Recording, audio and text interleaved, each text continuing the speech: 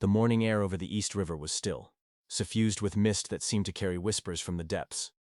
Then came the discovery. A bag, bobbing quietly beneath a bridge, its presence unnerving in its silence. Inside, unnarratable, a headless, limbless torso neatly wrapped in oilcloth, as though someone had tried, in that precise brutality, to preserve anonymity. The water's calm reflected the horror, as if the river itself mourned what had been lost and what could not speak. The city awoke with a shudder. In the labyrinth of narrow streets and flickering gaslights, that torso became a dark cipher. A carved-out question at the heart of a gilded facade. Who was he? Why was he torn apart? And what monstrous clarity had driven someone to hide so meticulously behind oilcloth and straw? Within hours the press seized the mystery. Not softly but with a roar. Joseph Pulitzer's World and William Randolph Hearst's journal surfaced in the public consciousness, transforming the bloody fragment into the headline no reader could resist. The body was identified as William Guldensuppe, a German masseur whose disappearance had been whispered about among lovers and clients alike in corners where shame and desire intersected. Who then had destroyed him so completely? Suspects fell into place like shadows.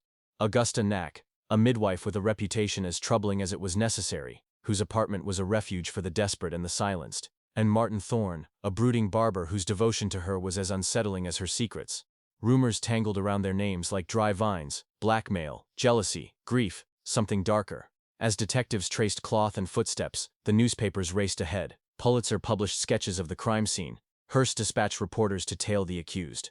They manufactured facts. They hinted at rituals, at hidden societies, at salvation turned sacrilege. In their quest for circulation, the press didn't just report, they created. In court, Augusta sat poised, unyielding, elegant, her voice steady, her eyes distant.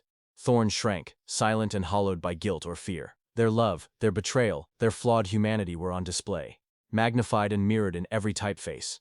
Meanwhile, in the smoky backrooms and gilded corridors, the nature of journalism itself began to shift. Here was the beginning of tabloid wars, where spectacle overtook story and outrage became profit. This is where the real murder begins, not only of a man, but of the boundary between truth and narrative. Because what was built from that torso was more than a trial. It would become an enduring myth, a mirror reflecting a society both hungry and haunted. By the time Martin Thorn was led into Sing Sing prison, the newspapers had already sentenced him 1,000 times over. The city no longer wondered if he was guilty. It wondered only whether he had acted alone, or whether Augusta Nack had manipulated him like a string puppet from behind that hardened, unreadable face. It didn't matter that the evidence was circumstantial, or that his confession had shifted under the weight of duress. What mattered was the shape of the story, and the satisfaction it brought to a readership increasingly conditioned to expect not justice but drama. Martin Thorn, the barber from Queens, went to the electric chair in 1898. They said he died calmly, his last words spoken softly. If he felt any anger, he took it with him. The electricity surged through his body, a flash of modern punishment that felt both scientific and savage. Outside the prison walls, thousands followed the reports as if they were reading from the final page of a serialized novel. But Augusta survived. She was sentenced to a lesser charge, manslaughter, and served a handful of years in prison. Then she disappeared. No one knows where she went.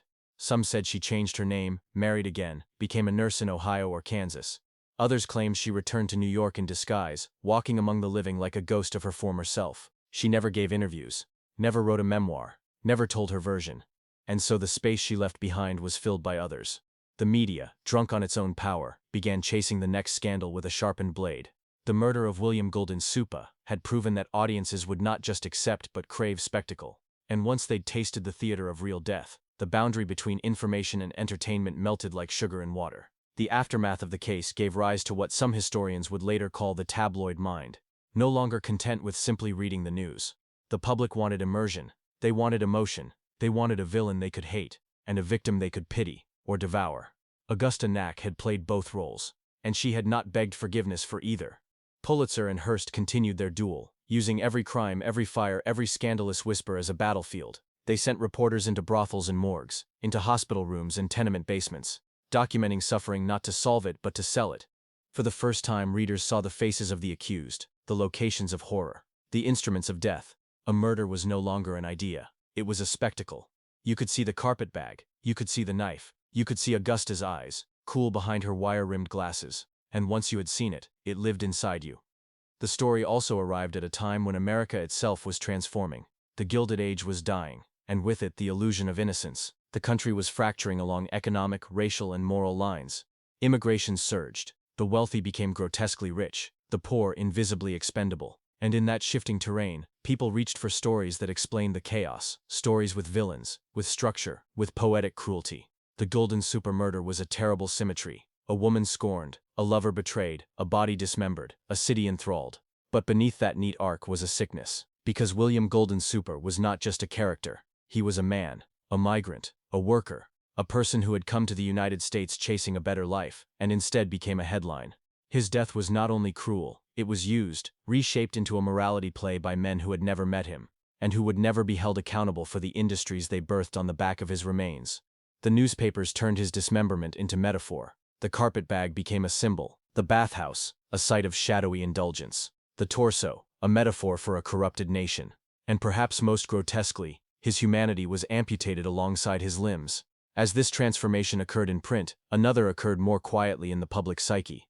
People began to understand that there was a power in violence, not only in its execution, but in its narrative. That murder could be consumed, that sin could be monetized. It was a shift that would echo forward into decades of American media, into radio dramas, crime comics, true detective magazines, primetime courtroom coverage, and eventually the endless scroll of digital horror that defines the modern era. But it started here, with a torso in the river, with a woman who refused to repent, with a city that learned to look at death and keep eating. And what of Augusta Nack, after all this?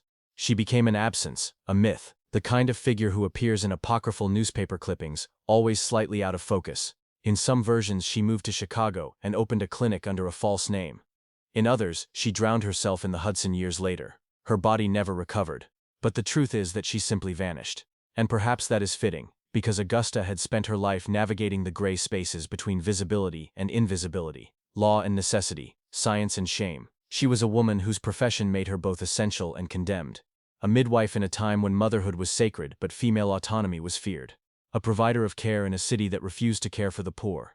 She existed in the margins of society. And when her story became too dangerous, she stepped back into them. But even in her absence, she left a scar. She changed how America saw women, not as virtuous or corrupt, but as complex, unknowable, and deeply threatening to the tidy binaries that male-dominated society tried to impose. She was not good. She was not evil. She was something else. And for that she became unforgettable. The city did not pause for William Guldensupp's funeral, nor did it weep for Martin Thorn's execution. Life churned on. The noise returned. The smoke from tenements spiraled upward. Children played in streets where their parents' names would never be written. Horse hooves clattered on cobblestone. And beneath it all, the East River continued its hush, as if still keeping secrets. But something invisible had changed. Not a law, not a building, not a government, but a way of looking, of interpreting, of hungering. The Guldensuppe murder became a template not just for crime reporting, but for an entire culture's relationship with darkness. A strange intimacy formed between the reader and the killer, the victim and the story. From that point on, real death would always have a witness. Millions of them. Hearst and Pulitzer did not merely report the case, they ritualized it. They built new archetypes, the innocent man undone by obsession. These would become staples of crime storytelling for the next 100 years. And they were all born here, in the blood-soaked pages of 1897. But to understand why this murder mattered, why it still echoes, we must see past the sensationalism and into the architecture of the age itself. The Gilded Age was a lie. A dazzling lie, yes, but a lie nonetheless. Beneath the wealth, the innovations, the monumental architecture, and the rhapsodic language of American progress, there was rot. Workers died in factories that had no exits. Children starved within view of granite mansions. Police enforced order not by principle, but by purchase. Religion was invoked, not practiced. And the press, the so-called Fourth Estate, no longer reflected society. It manipulated it. The murder of William Guldensuppe was not unique. Others died. Others were dismembered. But this one was captured, dissected, and performed. It arrived at just the right moment to become spectacle. And once the machine of narrative was oiled, it never stopped turning. The moral ambiguity of Augusta Nack fed a public ready to both condemn and obsess over women who transgressed. She was too intelligent, too composed, too unwilling to collapse into repentance, and because she didn't fit into the role of helpless widow or cold-blooded villain, she became something new, a woman both feared and worshipped. Her portrait sold in the streets, her posture described in breathless detail. She became the prototype for every femme fatale that would follow, an image, not a person. Martin Thorn, too, was reduced, not to his confession or his crime, but to his utility within a narrative of weak masculinity corrupted by passion. He was neither monster nor martyr, but he served the purpose of both. And William Guldensuppe, he became anatomy. A diagram in the newspapers, a mystery of flesh. The man vanished, the body remained, and that is the quiet horror beneath all of it. The way death, once made visible, is slowly emptied of meaning. But perhaps the most disturbing legacy is what came after. Because America did not learn restraint from this case, it learned hunger. In the decades that followed, the model repeated. The Hall Mills murder in the 1920s, the Lindbergh baby in the 1930s, the Black Dahlia in the 1940s. Each story a reincarnation. Each headline echoing the rhythm established by Guldensuppe dismemberment. Sin, spectacle, suspicion, confession, silence. The details changed, the structure never did, and alongside the stories, the media landscape transformed. Journalism became performance, editors became directors, readers became audiences. By the time television arrived, the framework was already there. Murder as entertainment, crime as commodity. But it began with ink, with type, with that first terrible image, a carpetbag drifting in the river, and the knowledge that inside was a man who had once smiled, once worked, once loved.